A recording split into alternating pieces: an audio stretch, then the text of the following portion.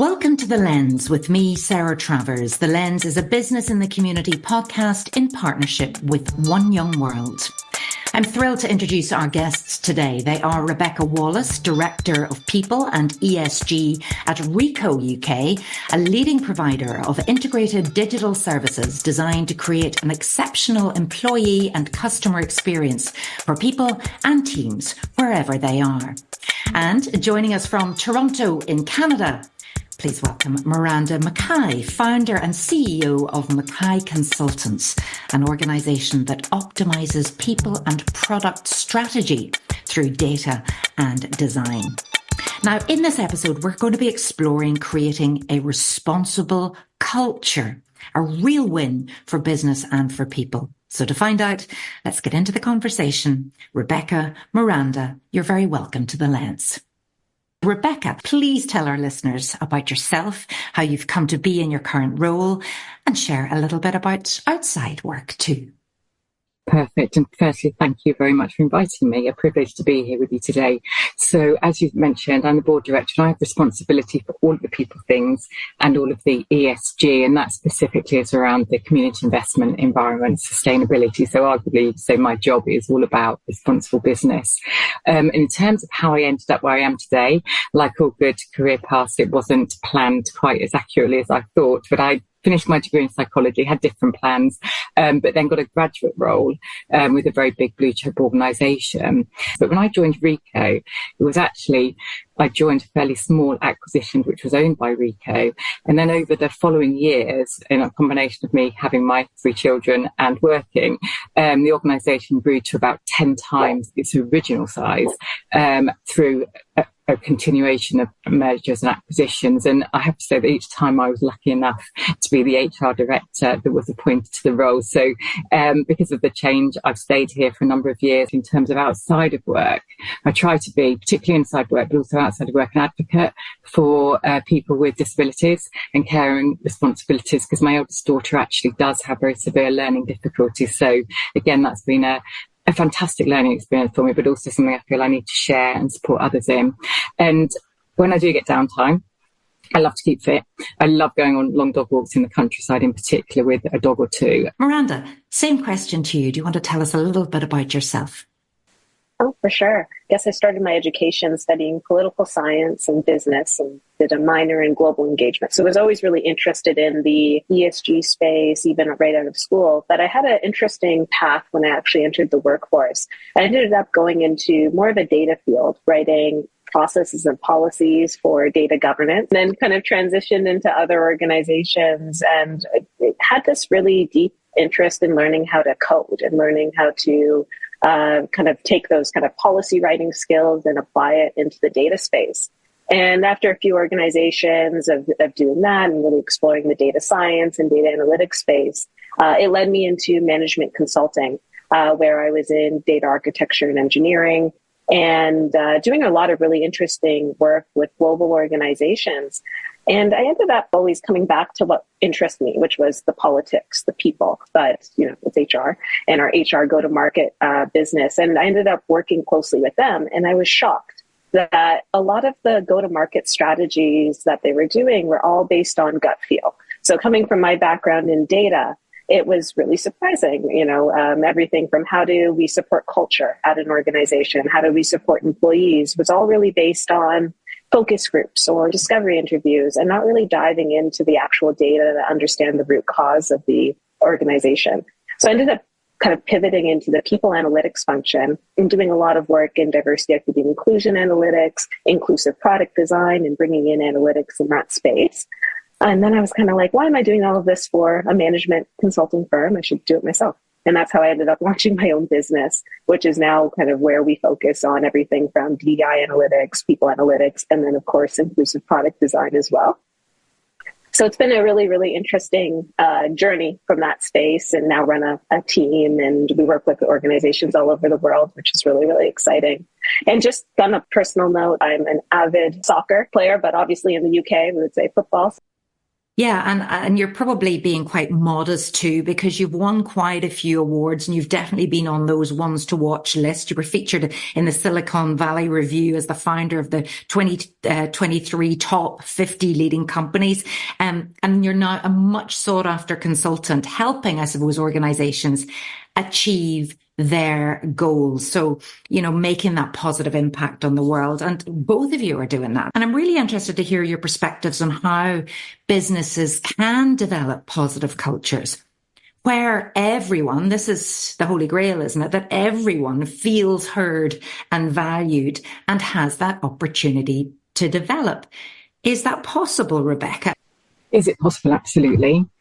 Is it hard to achieve? It can be, I think, is the answer. And can it sometimes be quite a long journey? Yes, depending on your starting point.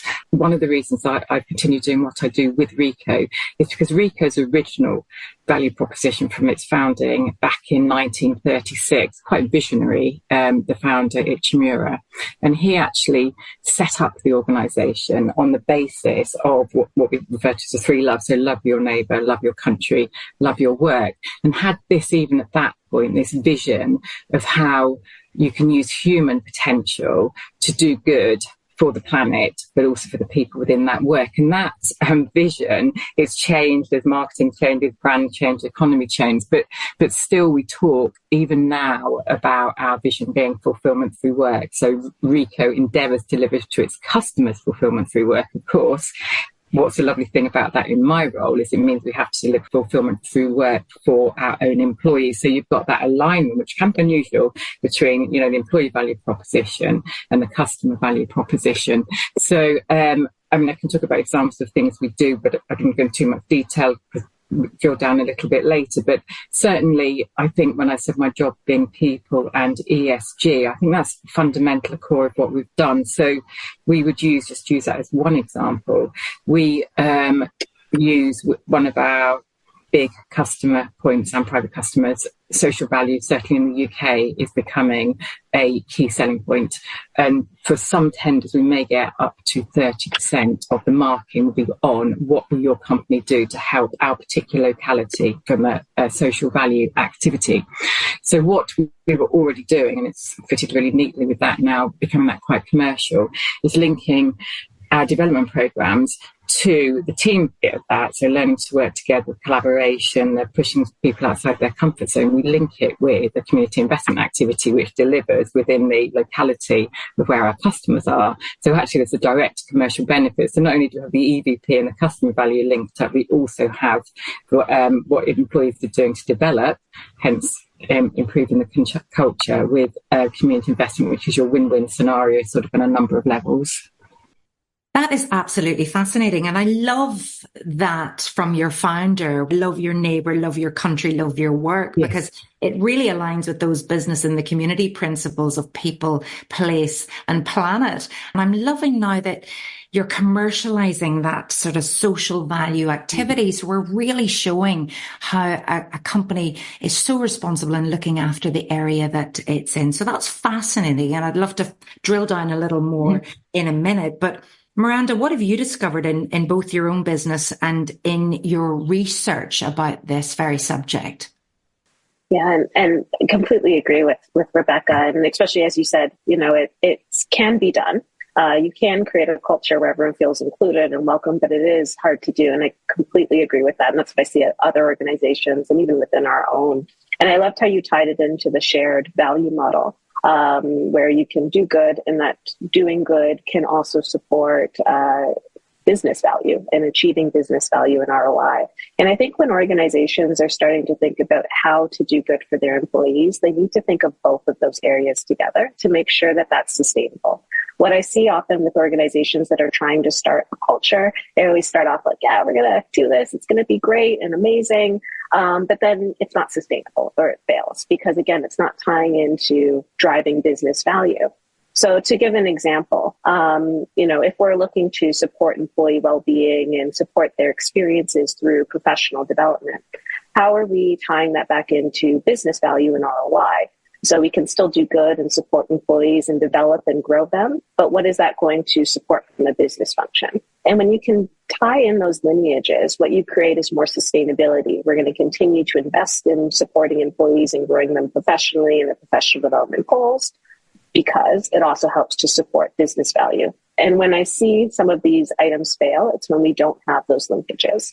So I would encourage, DEI professionals or organizations that are looking to implement this within their organizations to always see, again, what is that end value that we're trying to tie it into.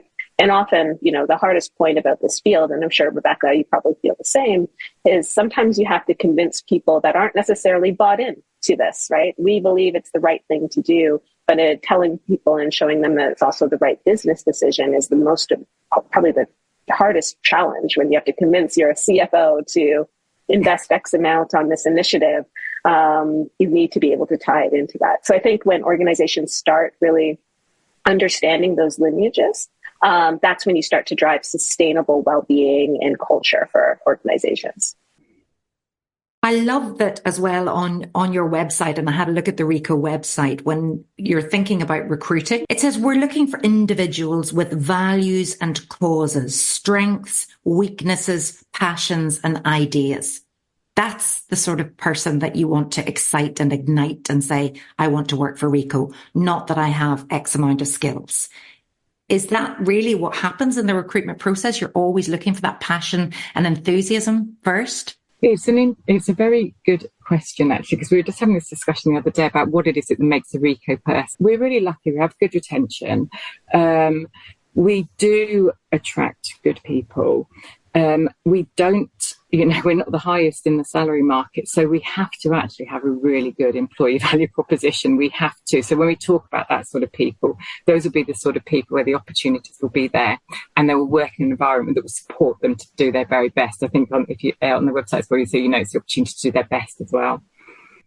And Miranda, if I can bring you in there, because striving for good culture is like science, isn't it?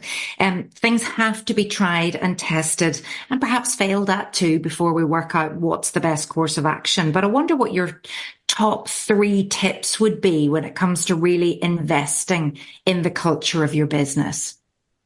Yeah, that's a great question. And I'd say I agree, it has to be tried and tested. Being the data person that I am, I would have to say the first would be investing in data and people analytics to understand your workforce. Really also looking at how do you prioritize transparency and communication to your employee base. And then also as well, as Rebekah was saying, how you're continuously investing in your employees, and just to kind of walk through those. As we think about people analytics and understanding the data component, that as as I mentioned in my intro, when I started out into the HR space, I was just shocked how much was built on gut feel. So you would have, leaders making decisions about employees that they've been very far removed from, without understanding what makes them tick, what makes them excited about work, what makes them motivated. And even looking more qualitatively, learning from them through interviews and focus groups, understanding what type of persona stays at the organization over a longer time versus one that leaves, and what those different attributes and traits look like. So when you understand your employee base, you can then build solutions for them and build different things to make sure that they stay and that they're happy. Just like, any other business group. And I find it interesting, especially in the HR, even the ESG space as well. So many other groups have moved to this very data-driven culture. As an example, in marketing, it'd be very rare to launch a marketing campaign and just I don't know, think it feels good. I think that person's going to buy. We don't do that. But for some reason in HR, we do that still, right? It's I think they'll like this benefits package. Right? Did you look at usage analytics of the current one or the challenges? Did you talk to employees? Did you look at research in competing firms? So you see that kind of discrepancy sometimes within the HR space. So investing in data and getting your HR people or your DEI people data literate, I think, is very important. And then as well as on the communication and transparency. So as we talked about the shared value model and how it's hard to make sure that everyone's included. I think organizations try to do everything at once, as opposed to communicating to employees the roadmap or the plan to make sure that they're building progress. So, if an organization is looking at solving a problem for maybe a particular group of employees that are having challenges, communicate that that's going to be the focus for this year. We're focusing on women in tech, for example, as opposed to saying for a workplace that's going to be inclusive to all, when you know that you're probably not going to be, because you just don't have the bandwidth, you don't have the resources to be able to do that. So that transparency is key.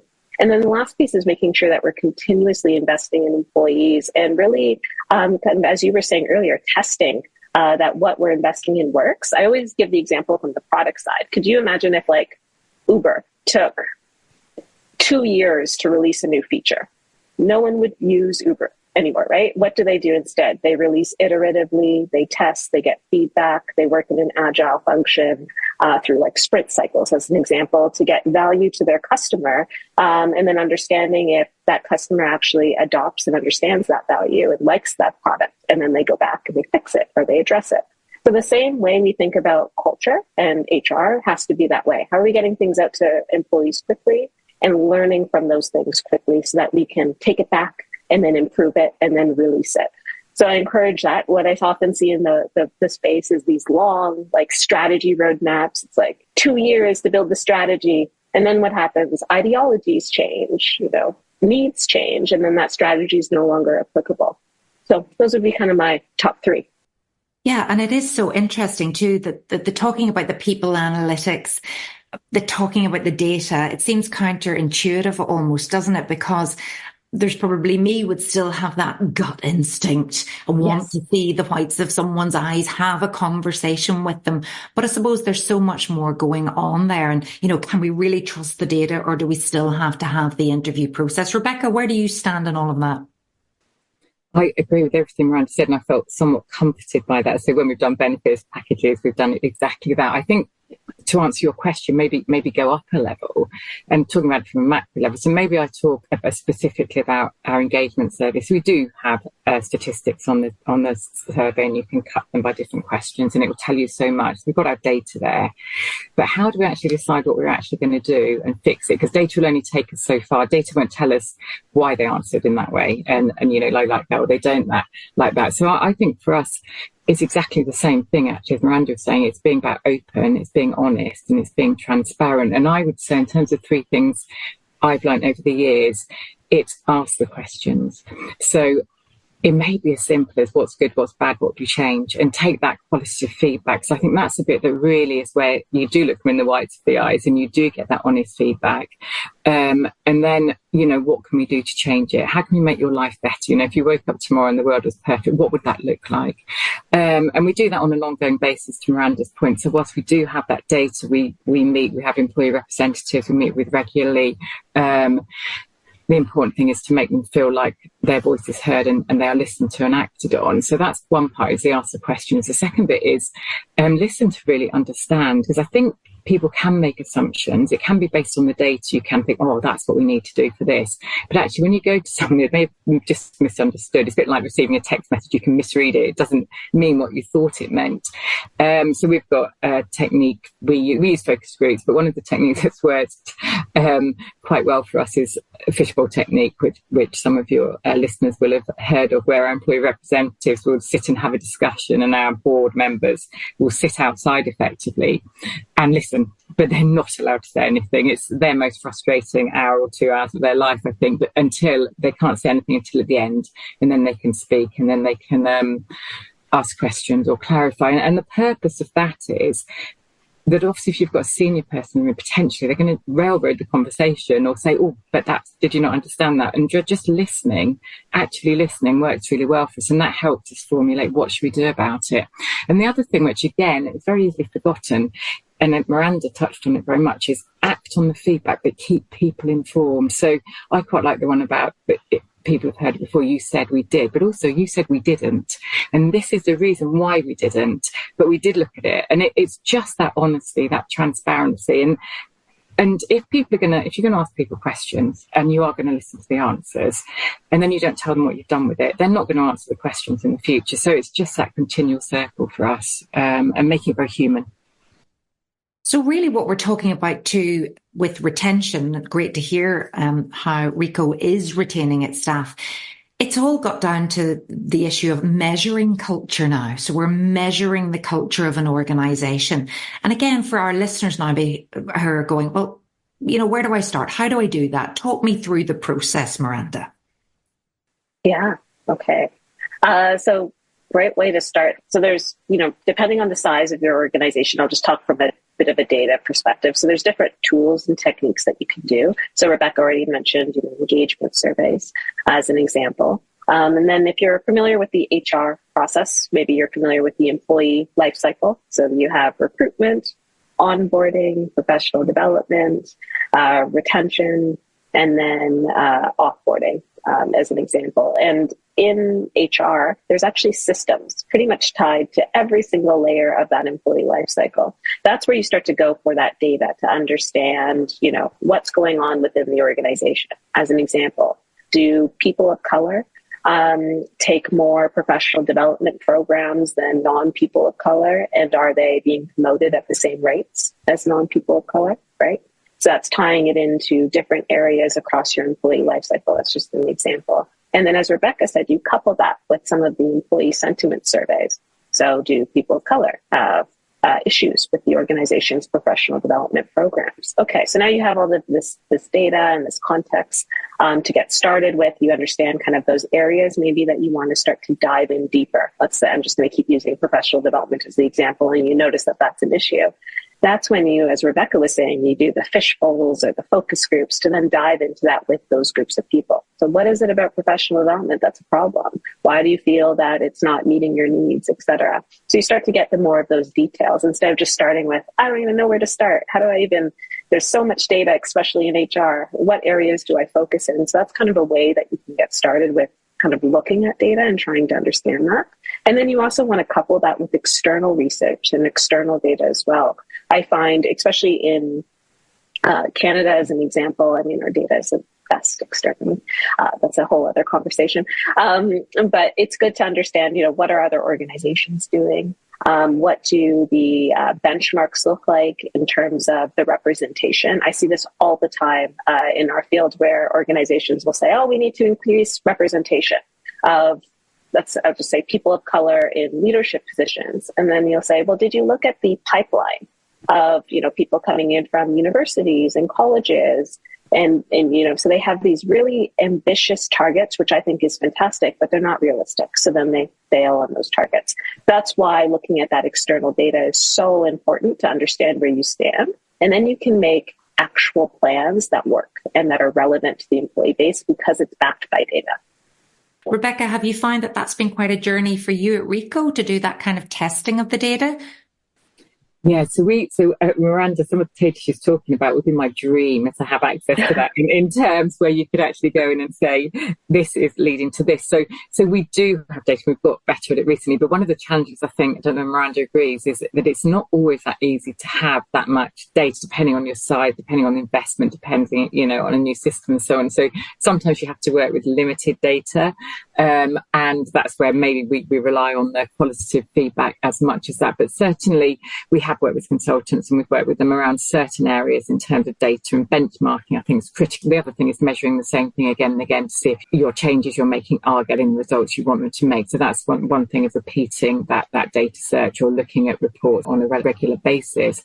But benchmarking is critical. So everything, even data such as salary, if we didn't benchmark it, I wouldn't know where to start with deciding what someone's pay increase should be. There's certain things where you couldn't easily run a company in a good way without having that data. But I think, data is critical. But you can do stuff, for smaller employers and stuff, I would reassure and say you can do stuff with limited data, but then it gives you something to found your discussions on and you can keep measuring that. And that's where you can start. And we do in-house surveys, we do an in-house inclusion survey. I don't have benchmark data for it, unfortunately. It comes off the back of an external survey, but I do have trending data and I can dig into it. So I think people do need the data, absolutely agree, but don't be put off by the fact that you might not have that easily to hand. And we can learn from failure too. I wonder if either of you could share some examples of things that definitely don't work or haven't worked. Miranda? Oh, that's a good question. I would actually, just to kind of go off of what Rebekah said there, I completely agree. So many organizations are like, we want to do all of that. So that example explained would be the star state. But so they start with that, right? We're going to connect all of our data across the board. We're going to get the best analytics. And then it's really hard to do that on your own and have the resources to do that on your own. It can be very expensive as well. So they start with this huge pie in the sky idea, and then they can't get there. So then they just stop entirely. And that's what I see kind of some of the biggest failures. Whereas Rebekah was saying, start small, right? That's how you kind of remediate it. Start with what's actually feasible. Kind of also going back to that agile example of build things quickly, release things quickly, work within the capacity as opposed to these big, broad goals that aren't attainable. And then I see that as well, even with DEI, kind of strategy and goals. And this is where I see things fail. Again, with organizations that aren't maybe leveraging data, and they just have these really broad targets that aren't backed by anything. And they sound great for a marketing campaign, but they're just not going to be realistic. And what ends up happening is they'll launch these campaigns publicly sometimes, and then they don't meet the numbers, they fail. And then all that ends up having is employees that are upset, investors that are questioning, kind of what's happened there. And, it results in them to then retract or get rid of some of the people in the HR, DEI departments because of that lofty kind of broad-based goals. So I guess my recommendation to avoid those failures is to kind of be realistic with where you're at, right? Be realistic with your goals, set achievable goals that, maybe you can over deliver on. That's fantastic. But especially when you're dealing with something that's so emotionally attached to employees around DEI, culture, all of those things, if you don't succeed in those, it sends a really bad message to the employee group, because they're not good. It ruins that trust. So you really want to be realistic with that communication and transparency. So you're not raising expectations on what you're going to do for them and then not delivering. Is there an equivalent to greenwashing? Is there culture washing? I love that. And I think we may have to make it a word today, culture washing. Yeah. You heard it first here. Rebekah, does that speak to you? I think the biggest failure is when assumptions are made by people we all have our own biases, we all have our own experiences. So, I might love something and think, all of my employees are going to love that. And of course, it's the last thing in the world they want. So I think I have seen that happen where, to Miranda's point, it's a disaster because it's based on someone having not got a wider perspective on things. But I also think one of the worst things I've seen, and I have witnessed it more than once, unfortunately, is where employees go out, they ask people's opinions, maybe on engagement, whatever, and then the results are so bad they're not going to share them. Oh no, I'm not sharing them. They're so bad, which of course is a reinforcing circle, because it is a vicious circle anyway. Because the other point on gathering those opinions and getting people's views is that people only give you their views if they think you're going to do something about them. So, and I think that takes time, particularly when you work in the inclusion space. People are scared to really be themselves. They're not going to tell you how you fix it. And then you gradually, over years and years, get people to feel comfortable having their voices heard, and they know something's been done about it. So I think there's a lot of room and opportunity for failure in this. So I think it is good, as Miranda said, to follow quite a specific path of what you're going to do and commit to it. Yeah, and it's very brave to show that vulnerability. We carried out this survey and we were shocked to find that X wasn't represented. Yeah. And we thought, we're going to do something about that. That's great. I would want to work for a company that said that and didn't say we're brilliant at everything and we do everything fantastically, because I wouldn't believe them. And one thing that you're doing really well, Rebekah, at Ricoh at the minute is your work around recruitment and thinking about opening doors. And I know you've been a long-time member of Business in the Community, and you've been involved in its Opening Doors campaign, which is an initiative that encourages employers to focus on inclusive recruitment and employment. So talk to us a little bit about that, what that means for you, what that's meant for you being part of that. Yeah, so it's actually been quite a long journey with the to culminate in the Open Doors campaign. So we probably got involved originally with Ban the Box, which is around obviously ex-offenders, and there's some horrifying statistics about employers who just wouldn't take someone because they're an offender. And we worked in prisons at the time. But what we found actually is that, and we work with the Prince's Trust to a large extent around disadvantaged people, and this is talking to socially and economically deprivation, which you do get elements of ethnicity and, you know, different categories in there. There's a lot of intersectionality, as you'd guess. But for us, I think the first thing we ever did was look at our job descriptions and say, are they, you know, is the language used neutral? Is it encouraging? Is it language that we just use in the company? So the only people that have a clue or will be brave enough to apply for it are someone whose parents may be already working. So it takes you through a lot of things with the Opening Doors campaign. A lot of employers will already be carrying out the practice. Is one thing I'd say about Opening Doors. So it isn't anything that's scary, but it just gives you those sort of indicators of best practice, which is what I think people are looking for. I think if you're starting down that route, but what it's done for us is open up the diversity of people applying for roles within Ricoh, and that is an ever increasing, you know, it's like a better and better scenario. It just makes you think differently when you look at something like the Opening Doors campaign. Rebekah, how can other businesses get involved? You know, what would you recommend they do? To be honest, to get involved with Opening Doors campaign is actually really, really simple. It is simply a case of accessing business in the community website, and it is free to sign up, because obviously the intention is to get, I think it's a huge number of jobs sort of opened up to diverse channels by 2025, so about 2 million. It's really simple. It could not be a more simple campaign, to be honest with you. It gives you 3 things that you need to sign up to do. So those might be things like we spoke about, job descriptions. It might be partnering with an organisation who help get disadvantaged individuals into work.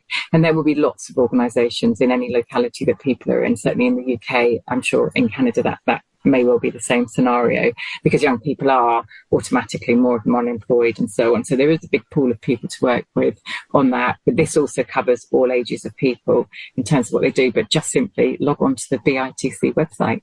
I'd love to know at this point if you've any questions that you'd like to ask each other. And I wonder, Rebekah, do you have a question for Miranda?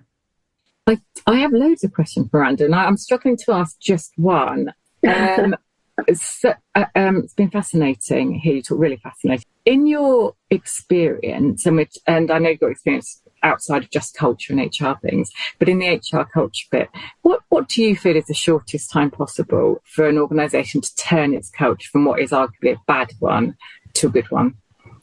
Oh, that's a great question and a hard one to answer. I don't ever like answering questions on it depends on the organization. And the size and, you know, how bad the culture was. Because I've gone into some organizations, I'm like, oh my gosh, this is going to take like 5 years at minimum with like leadership changes that are needed. Sometimes that's how bad it is. But I would say maybe just hypothesize. I'm a data person, so I struggle with not giving you facts. But I would say maybe around like a 2-year time frame. And what I see organizations that do well is like they pilot different culture changes with different domains or groups, and then they scale it. So they'll say, we noticed this like specific area around, even maybe it's a cultural issue organizationally wide around communication. Teams don't collaborate and communicate together. So they will pilot it with, let's say, the customer service and sales teams first, build something there, and then they scale the lessons learned, tools, et cetera, across the whole organization. And I find then that slowly helps to change some of the big culture gaps. And then I would say as well, it depends on how much the executive team, so the CEO, CFO, COO are bought in on those changes. Because if it's not coming from top down and they're not invested in supporting it, then it's really hard to make that progress. I'm sure you potentially see something similar there. Yeah, agreed. No, thank you. Thank you very much. And Miranda, would you like to ask a question of Rebekah? Yeah, for sure. And, you know, just a question, because I know you're part of the ESG space.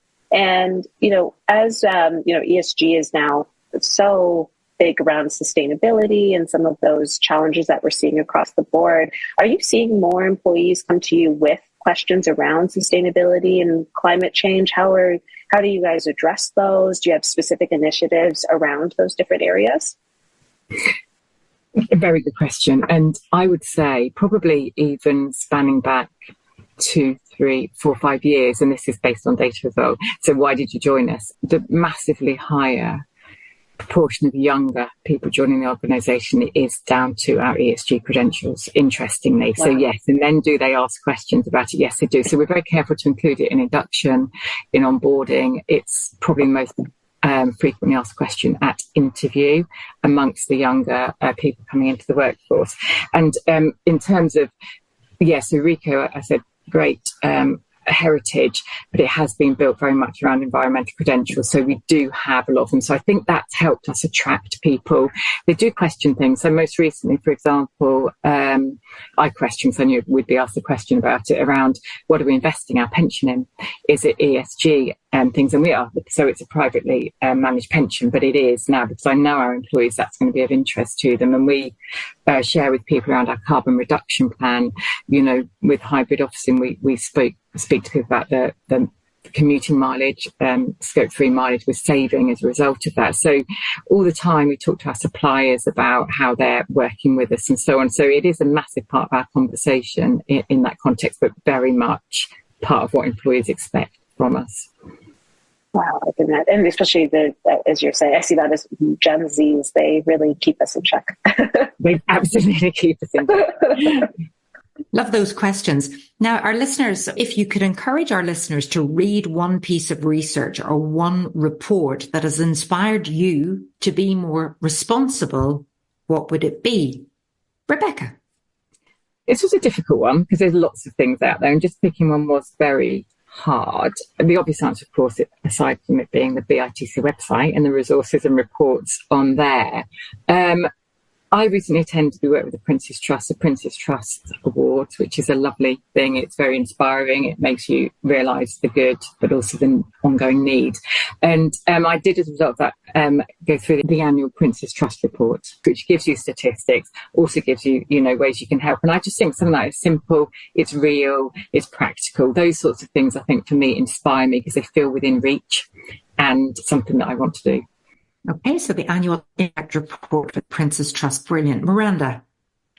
Yeah, I would say a book that inspired me actually is called Invisible Women, and I highly recommend it. And especially if you're interested in this space and understanding the impact of DEI and how to create everything a world. I think, Rebekah, you said it, people, place, and planet. That really supports individuals. I think it's a great book to kind of open your eyes and see some of the challenges that are experienced. It specifically focuses on experiences of women. It's very data-driven of a book, but it talks about how different things like seatbelts were never designed for women, and in car accidents, they tend to be more adversely impacted for that, or sidewalks. For strollers weren't designed. And it's a really interesting book because it challenges your perspective, I think, on the world in which we live, and gives you a different perspective of thinking about how does that, how is something that I just thought was normal, isn't maybe supportive of these other groups of people, and how can I maybe challenge my thinking to think about things that I just accept as something that could potentially need to be changed. It is a super book, Invisible Women by Caroline Criado Perez. Had a quick look up there. It's a super book. Yeah. Now, last question, and it's the same question that I asked to all of our guests. Let's just hold ourselves to account here. Let's have a bit of transparency. And as responsible leaders, what are you personally committed to doing more of or less of in the coming year, Miranda? Great question. I think more action. I often speak all of these pieces around, understanding all of the research and the data behind it as well. And even myself can get caught up in that as well. So I think one thing that I'm committed to, whether it's for my own team or the clients that we work with, and how do we actually implement and embed actions that will create sustainable change for whether it's my organization or others to truly help employees. What about Rebekah? I've got two, actually. So one is to actively volunteer. We have it, as I've said, going across the organisation. I haven't in the past year, and so my commitment will be to go up to Blackpool and help plant used Christmas trees to help the sand dunes. But also the other one actually that I'm challenging both myself and my leadership team with is actively get back to the floor. So go out to the customer front if you're not there every day anyway, spend time with our employees to get that real hands-on feel for how we can further improve or make better what it feels like to work for Ricoh. And I'm looking forward to it. Super, and good luck with your challenges then. We'll get you back next year and find out if you stuck to them. Thank you so much to Rebekah Wallis, Director of People and ESG at Ricoh UK. And thank you also to Miranda McKie, Founder and CEO of McKie Consultants. A really fascinating insight into your world and indeed into help that we can give to other businesses who want to do better when it comes to their culture. You've been listening to The Lens with me, Sarah Travers, and if creating a responsible culture within your business is important to you, or if you want support to ensure that everyone has the opportunity to experience an equal working world, then please do visit www.bitc.org.uk. Lots of help and support there. Thank you so much for listening, and do tune in next time.